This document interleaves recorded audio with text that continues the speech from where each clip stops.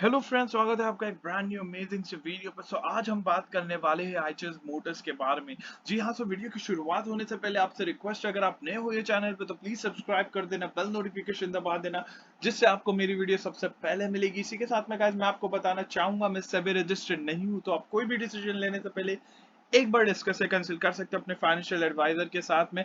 I hope आपने subscribe कर लिया होगा, बिकॉज आपके एक सब्सक्राइब से मुझे मोटिवेशन और एक स्माइल मिलती है। आ जाते हैं हम फटाफट से आइचर्स मोटर्स के चार्ट के ऊपर में। क्या हमें एक फर्दर बुलिश मोमेंटम देखने के लिए मिलेगा, नहीं मिलेगा, इसके बारे में हम बात करेंगे। कल के लिए क्या इंपॉर्टेंट लेवल्स होने वाले उसके बारे में भी। यहाँ पे आज हमें जो क्लोजिंग देखने के लिए मिला है वो है 2861 का। हमारे जो जो बहुत ही अच्छा सपोर्ट हमें देखने के लिए मिल रहा है वो है 20 day exponential moving average.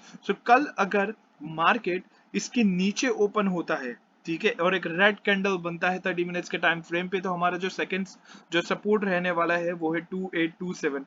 But अगर कल मार्केट इसके ऊपर में ओपन होगा तो हमारा जो ऊपर की तरफ में रेजिस्टेंस है, ठीक है, रेजिस्टेंस है वो है 2893। मोस्टली अगर आप यहाँ पे देखोगे, जैसे 20 डे एक्सपोनेंशियल मूविंग एवरेज को टच करता है तो एक हमें रिवर्सल देखने मिलता है।